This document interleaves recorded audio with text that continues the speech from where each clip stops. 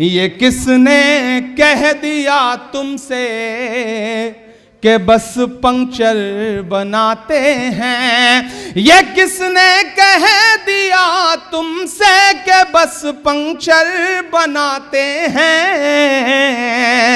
वतन पर हंस के जो कट जाएं ऐसे सर बनाते हैं। वतन पर हंस के जो कट जाएं ऐसे सर बनाते हैं। ये बिल्कुल सैयारा वाला जनरेशन है जो यहाँ तक आया है। हम इसकी मोहब्बत को सलाम करते हैं। वक्त की अहमियत होती है। जो अखबार सुबह 5 रुपए का एक मिलता है वो शाम होते होते 5 रुपए का 1 किलो मिलता है। तो वक्त की अहमियत जरूरी है।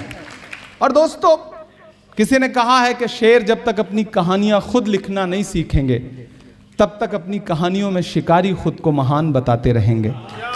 इसलिए अपनी कहानियां खुद लिखने की कोशिशें करिए। कि चाक है जिगर फिर भी आए हैं रफू करके, जाएंगे हकीकत से तुमको रूबरू करके। ठेलों पर ढाबों पर नाम लिखवाने की मुहिम चलाने वालों के नाम मेरे ये शेर। के चाक है जिगर फिर भी आए हैं रफू करके, जाएंगे हकीकत से तुमको रूबरू करके। प्यार की बड़ी इससे और मिसाल क्या होगी। क्या कहना? ये जो अगली सफों में बैठे लोग हैं इनकी तालियां नहीं चाहिए, आपकी बजनी चाहिए। कि प्यार की बड़ी इससे और मिसाल क्या होगी। हम नमाज पढ़ते हैं गंगा में वजू करके। हम नमाज पढ़ते हैं गंगा में वजू करके। हम नमाज पढ़ते हैं गंगा में वजू करके। शुक्रिया। देखिए, बहुत सारी नज़मों की फरमाइश है। फ्री में इतना ही पढ़ सकता हूँ, इससे ज़्यादा और पढ़ने का मन नहीं कर रहा है।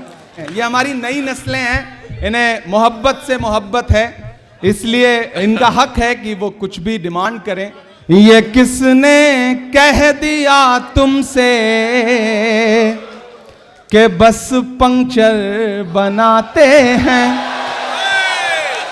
एक आवाज उठ के आई। देश की एक बहुत बड़ी कुर्सी पर बैठे हुए शख्स ने एक पूरी नस्ल को यह कहते हुए ताना दिया, मन से बुरा कहा, पंचर बनाना जैसा। मैं नाम नहीं लूंगा, नहीं आप समझ जाएंगे कि मैं नरेंद्र मोदी जी की बात कर रहा हूं। मैं शायर हूं पहले, बाद में सियासतदां हूं। मैं उन्हें और कुछ कहता, उससे अच्छा मुझे लगा कि मैं उनके नाम एक शेर कर दूं। कि ये किसने कह दिया तुमसे कि बस पंक्चर बनाते हैं। तमाम नाम आपकी आंखों में उभर आएंगे जब मैं अगला मिसरा पढ़ूंगा, और यहां से वहां तक कोई भी हाथ खामोश ना रहे। आपकी तालियों का शोर पहुंचना चाहिए वहां तक जहां तक मुझे पहुंचाना है। कि ये किसने कह दिया तुमसे कि बस पंक्चर बनाते हैं। ये किसने कह दिया तुमसे कि बस पंक्चर बनाते हैं। वतन पर हंस के जो कट जाएं ऐसे सर बनाते हैं। वतन पर हंस के जो कट जाएं ऐसे सर बनाते हैं। और जो मेरा छोटा भाई जिस शेर की फरमाइश कर रहा था, या जिस तरह के कलाम की फरमाइश कर रहा था, उसके नाम ये शेर कि गजल में हम भी कर सकते हैं हुस्नो इश्क की बातें। गजल में हम भी कर सकते हैं हुस्नो इश्क की बातें, गजल में हम भी कर सकते हैं हुस्नो इश्क की बातें, मगर हालात हमको मोम से पत्थर बनाते हैं, मगर हालात हमको मोम से पत्थर बनाते हैं। और एक शेर पढ़ता हूं, अगर आपको यह लगे कि आपका इमरान सियासतदानों की जमात में जाके बदला नहीं बल्कि आप जैसा ही है, जैसा आप सोचते थे वैसा ही है, तो मुझे उसी तरह की दुआएं भी चाहिए कि उन्हें बुलडोजरों के बाजुओं पर नाज है लेकिन, आहा वाह, उन्हें बुलडोजरों के बाजुओं पर नाज है लेकिन, उन्हें बुलडोजरों के बाजुओं पर नाज है लेकिन, हमारा फर्ज है हम बेघरों के घर बनाते हैं, हमारा फर्ज है हम बेघरों के घर बनाते हैं, हमारा फर्ज है हम बेघरों के घर बनाते हैं, उन्हें बुलडोजरों के बाजुओं पर नाज है लेकिन। क्या कहना, तो एक नारा है ना कि नफरत के बाजार में मोहब्बत की दुकान खोल रहा हूं, वही शेर में उभर आएगा। उन्हें बुलडोजरों के बाजुओं पर नाज है लेकिन, हमारा फर्ज है हम बेघरों के घर बनाते हैं। और एक शेर, शक्ति भाई गुजरात से आते हैं, शेर सुनिएगा कि अजब है कैनवस उनका, अजब उनकी कलाकारी, अजब है कैनवस उनका, अजब उनकी कलाकारी। इतनी दाद दीजिएगा कि शक्ति भाई जब फ्राइडे को पार्लियामेंट बंद हो और ये गुजरात जाएं तो लेकर जाएं इस शेर को कि अजब है कैनवस उनका, अजब उनकी कलाकारी। आप पहुंच जाएंगे, इशारे में कह रहा हूं। अजब है कैनवस उनका, अजब उनकी कलाकारी,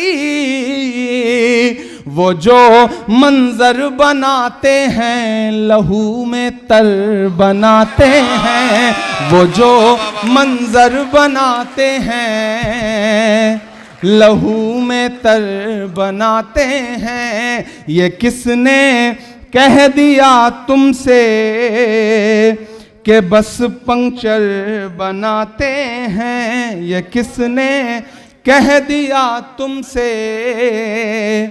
कि बस पंक्चर बनाते हैं। दोस्तों मैं बहुत अपने साथियों को मना कर रहा था कि ऐसी कोई शाम मत जुटाओ, क्योंकि ये पूरा जो हफ्ता है वो 1 घंटा 1.5 घंटा 2-2 घंटे नारे लगाते लगाते हालत ख़राब हो जाती है। लेकिन इन साथियों का इसरार था, अहमद का, शमीम का, वाहिद कुरैशी का, महमूद का, बाकी जो साथी हैं हमारे, ख्वाजा बिलाल का, इन सारे लोगों का। और ये मौका भी ऐसा होता है कि जब वो पुराने दोस्त जिनके साथ गिल्ली डंडा भी खेला है और क्रिकेट भी खेला है वो भी आज आए हुए हैं, तो मैं कोशिश करता हूँ कि उनके सामने पिटाई भी की है अब्बू ने, तो वो सारे मंजर मुझे याद भी रहते हैं। तो जब मैं उनसे मिलता हूं तो कोशिश करता हूं कि उनसे मिलूं ताकि उनके सामने जब भी बैठूं तो अपनी हैसियत का एहसास रहे कि हम कहां से निकले और कहां चल के आए हैं। और आप सबसे भी गुजारिश है कि जिंदगी में कितना भी कामयाब हो जाइए, कामयाबी की चाहे जितनी बुलंदियां छू लीजिए, जो आपके साथ पुराने दोस्त जिन्होंने आपके साथ पढ़ाई की है, जिन्होंने आपके साथ खेला है, जिन्होंने आपके साथ आपके अब्बू के, आपके पिताजी के हाथों पिटने में आपका साथ दिया है, ऐसे दोस्तों को कभी छोड़िएगा मत, कभी उनसे भागिएगा मत। और जो आप जिन माहौल से निकल के आए हैं, जहां से आए हैं, उस पर कभी शर्मिंदा मत होइएगा। मैं गांव से आया हूं तो मुझे फख्र होता है, मैं किसी भी मीडिया चैनल पे बैठूं तो मैं बड़े फख्र से उनसे बताता हूं कि मैं साइकिल से 12 किलोमीटर पढ़ने जाता था, बड़ी मुश्किलों से पैसे जुटते थे, बड़ी मुश्किलों से दोस्तों के साथ जिंदगी ने कितने खूबसूरत लम्हे देखे हैं। और तब एक वक्त था, अखिलेश भाई, मैं अक्सर आप सबसे ये बात कहता भी हूं, आप इस बात को खुद रिपीट करके सोचना कि जब जेब में पैसे नहीं होते थे तो किसी भी दुकान में जाने के बाद हर सामान अच्छा लगता था, हर सामान खरीद लेने का मन करता था। जब जेब पैसे से भर जाती है, मॉल में चले जाइए, पूरा मॉल घूम लीजिए, एक भी चीज पसंद आने में बड़ी मुश्किल होती है। तो कभी कभी लगता है कि पैसा आ जाने के बाद भी वो सब जो हमें खुश रखता था, जो हमें खुशियां मिलती थी, वो चीजें कहीं जो है वो बदल सी गई हैं। तो वो जो वक्त है उसकी अहमियत जरूर करिए। आज इस मुशायरे में मुबारकबाद लेने से ज्यादा जरूरी था कि मैं अपने उन शायर दोस्तों की महफिल में जाके फिर से बैठूं, ताकि अपने उन पुराने दिनों को याद करूं जो बड़े खूबसूरत थे, जो बड़े प्यारे थे।